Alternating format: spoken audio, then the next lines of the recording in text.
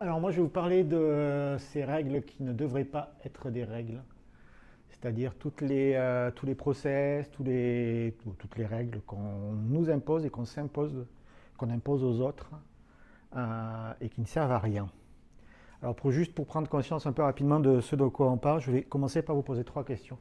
Je vous ai déjà fait le coup la dernière fois, mais ça marche bien et ça me permet un peu de caler les choses.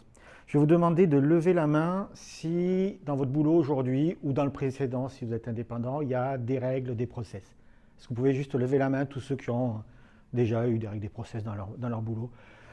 Un conseil, si votre patron dans la salle, dites plutôt que c'est celui d'avant, par rapport à la question d'après, qui est de lever la main encore, et gardez la main levée s'il vous plaît, si ça vous est déjà arrivé de ne pas suivre des règles qu'il y avait dans votre boulot. Okay. Gardez la main en l'air, juste à 30 secondes, et maintenant baissez-la uniquement si... gardez la main en l'air, pardon, uniquement si quelqu'un s'est rendu compte que vous ne suiviez pas la règle.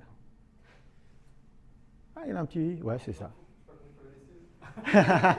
Gardez la main uniquement si quelqu'un s'en est rendu compte. En général, c'est ça. C'est-à-dire qu'en général, on est sur 80-90% quand je pose la question, des gens qui baissent la main au moment où je demande si quelqu'un s'en est rendu compte. C'est quand même assez incroyable le nombre de fois où on ne suit pas une règle où personne ne s'en rend compte. Et alors, pour être plus précis, c'est incroyable le nombre de règles dont personne ne se rend compte quand on ne les suit pas. C'est plus dans cet ordre-là, et c'est un peu de ça qu'on va travailler, que je veux vous parler, pardon. Le truc, c'est pourquoi personne ne s'en est rendu compte. C'est pas parce que vous l'avez bien caché, c'est pas nécessairement parce que la règle était inutile, c'est juste que tout le monde s'en fout.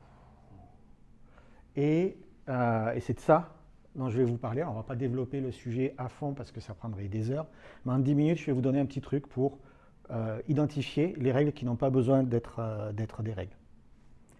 Les règles, donc en fait, tout le monde se fout, elles sont là, elles traînent, on les garde parce qu'il faut les garder, parce que par contre, le jour où on veut les enlever, il y a toujours quelqu'un pour râler, mais en réalité, tout le monde s'en fout. Ces règles-là, c'est des espèces de boulets qu'on a qui nous font perdre du temps parce qu'on perd du temps à les écrire, on perd du temps à plus ou moins les maintenir, on perd du temps à faire semblant de les suivre et à essayer de donner l'impression, mais au final, ça n'apporte aucune valeur à personne. Et c'est une plaie. J'appelle ça les operational drags, c'est-à-dire des boulets qu'on se traîne. Il y en a plein d'autres, mais celle-là en particulier. Et toutes elles ont, pour moi, la même origine, elles ont toutes la même source, c'est qu'on ne sait pas gérer ce qui n'est pas obligatoire. Quand on veut installer une nouvelle règle, c'est facile. On crée un comité, on fait une commission, il y a des gens qui décident, c'est validé, hop, on l'écrit dans Confluence, on l'écrit quelque part, et puis après ça devient une règle, alors bon, c'est là. Des fois ça sert, des fois ça ne sert pas, mais ça on sait faire. Par contre, quand c'est optionnel, quand c'est une bonne pratique qui est optionnelle, qu'on n'est pas obligé de tout suivre, on ne sait pas faire. Donc, quand on voit quelque chose qui marche dans une équipe, on veut l'étendre à toutes les autres équipes. On en fait une règle. Quand on, et y compris moi, a vu un super talk ou a lu un super article, on veut mettre en place quelque chose. Mais pour le mettre en place, on va le rendre obligatoire parce que c'est plus simple. En tout cas, on va le tester, ça va avoir vocation à devenir obligatoire. Etc. etc. Et donc, on a des strates de règles qui s'accumulent. Où normalement c'est un bordel, il y a des choses qui se contredisent, il y a des règles qui ne sont pas compatibles entre elles, mais qui sont là, il y a tout le monde qui pousse, et des règles qu'on oublie, des règles dont on ne s'occupe pas, jusqu'à ce qu'il y ait un problème, et là tout le monde est là pour nous rappeler que c'est parce qu'on n'a pas suivi telle règle, dont en réalité tout le monde se fout. Alors pour éviter ça, on a les techniques habituelles, il y a deux grandes techniques habituelles. La première, c'est on fait un playbook.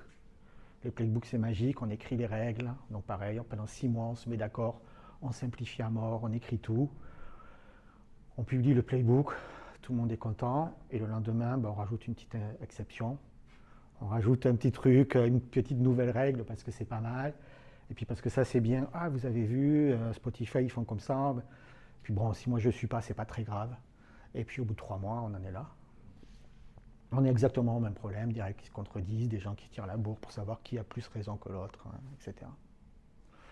partir de là, il y a une autre option, qui en général c'est une espèce de pendule qui se fait comme ça. Et on va dans l'autre sens, c'est-à-dire l'autonomie. Parce que les équipes doivent être autonomes et choisir comment elles travaillent. Alors c'est vrai, quand on met en place une grande autonomie des équipes, dans un premier temps, elles simplifient à mort sur ce qui les concerne directement et qui les ralentit directement. Puis petit à petit, on commence à confondre autonomie et indépendance. Et on se retrouve avec des équipes qui vont, parce qu'elles veulent être autonomes, demander aux autres équipes de changer, de faire un peu différemment pour que ça colle à leur manière de faire. Et donc chaque équipe va commencer à mettre ça en place.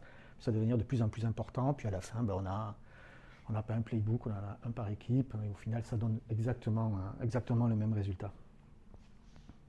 Ça donne le même résultat parce qu'en fait, on tape à côté. On essaye de soit tout harmoniser, soit alors donner une grande autonomie. Et on oublie de réfléchir réellement à décider qu'est-ce qui doit être harmonisé et décider de ce qui doit ne pas être harmonisé. Et là, je ne parle pas de prioriser ce qu'on veut harmoniser ou les règles qu'on veut établir. Je parle vraiment de décider en pleine conscience de ce qu'on veut ne pas harmoniser parce que ça ne sert à rien. Parce que ça va devenir un boulet, une règle qui traîne et que personne ne suit parce que de toute façon tout le monde s'en fout. Comment on peut faire ça ? La question c'est de bien prendre conscience que de bien prendre conscience de la différence entre une bonne pratique et une règle. Toutes les règles sont censées être des bonnes pratiques, alors c'est pas toujours le cas, mais c'est pas la question. Mais toutes les bonnes pratiques n'ont pas vocation à devenir une règle, à devenir quelque chose d'harmonisé, à devenir quelque chose qu'on va pousser partout et de la même manière pour toutes les équipes. Et c'est très important parce qu'en fait, ce qui marche pour moi, pour une équipe aujourd'hui, ne marchera pas nécessairement pour une autre équipe demain, ou pour même la même équipe demain. Et à partir de là, il faut être capable vraiment de différencier, de savoir qu'il y a des choses très très bien, des choses hyper importantes qui marchent à tous les coups, mais qui n'ont pas besoin d'être des règles. Un process qu'on met en place dans une boîte, ça a un coût, ça demande de la maintenance, parce que sinon on commence à perdre confiance dans le système. À partir de là, on se retrouve dans ce qu'on a vu tout à l'heure. Et donc la question c'est comment on fait pour être sûr que toutes les bonnes pratiques qui doivent être des règles soient des règles, et comment on évite d'imposer des bonnes pratiques à tout le monde. Je fais exprès depuis le début de parler que positivement, c'est-à-dire que je ne parle que des bonnes pratiques efficaces. Je ne parle pas des mauvaises pratiques, je ne parle pas des mauvais process, ce n'est pas le sujet. Des gens qui poussent des mauvais process, il y en aura toujours. Et ce n'est pas de ça dont je parle aujourd'hui. Le piège dans lequel on a tendance à tous tomber, et je l'ai fait pendant très longtemps, je dois probablement le faire encore, c'est de pousser des choses parce que c'est bien, parce que ça marche, parce que tout le monde le fait, etc. Et pour vraiment le truc que je voudrais vous partager aujourd'hui, c'est la technique pour identifier très rapidement si vous êtes en train d'essayer de pousser quelque chose qui n'a pas besoin d'être une règle harmonisée, un process partout, ou de repérer si quelque chose qu'on essaye de vous pousser ne devrait pas, et surtout de vous donner des billes pour argumenter. Et la question, en fait, c'est ce qu'on a fait tout à l'heure. C'est quelque chose de très simple. C'est se poser la question de qui se rendra compte si cette bonne pratique n'est pas suivie. Et vous verrez que 80% des process que vous avez mis en place ou qui vous sont imposés, pour 80% de ces process, la réponse c'est personne. À part les micromanagers, mais à la limite on s'en fout. Et on parle des micromanagers, c'est-à-dire si quand vous ne suivez pas une bonne pratique, quelqu'un d'autre s'en rend compte, ça veut dire que cette personne, cette équipe est pénalisée par le fait que vous ne suivez pas la bonne pratique. Donc il faut que ce soit une règle. Il faut une ossature qui permette à tout le monde d'avoir la confiance de savoir que, par exemple, un document qui doit y arriver aura toujours le bon format. Ça, c'est quelque chose qui doit être une règle. Quelque chose que j'utilise beaucoup, c'est le format des user stories. Le format d'une user story, il n'y a rien de plus intime pour une équipe que le format de ces user stories. On n'a pas à normaliser ça, on s'en fout.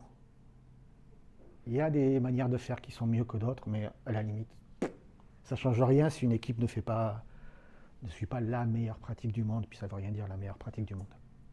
Par contre, le format des épiques, initiatives, je ne sais pas comment vous appelez ça, c'est pas le sujet, mais en tout cas des gros, des choses plus grosses que les user stories, ça c'est quelque chose qui va être manipulé par plusieurs équipes. C'est quelque chose, il y a des gens qui vont les passer en revue, il faut qu'ils aient le même formalisme. Ça, on peut en faire une règle, parce que si ce n'est pas une règle, quelqu'un d'autre paiera le prix. Ça coûtera à quelqu'un de comprendre la structure de ce que vous expliquez.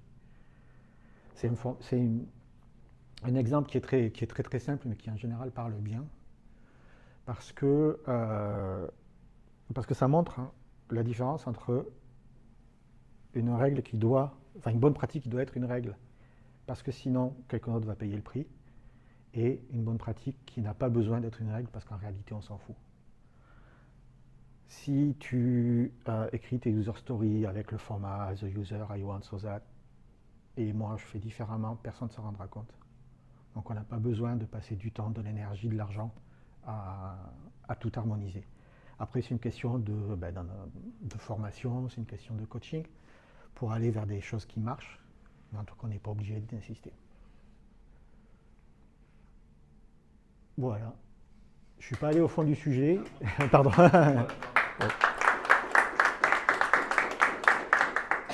Je ne suis pas allé au fond du sujet, mais sur mon Substack, je développe un petit peu et je donne un exemple de framework possible pour implémenter ça et justement voir comment on peut nommer, donc c'est des choses que j'appelle les bags and boxes, comment on peut nommer les règles et les bonnes pratiques optionnelles.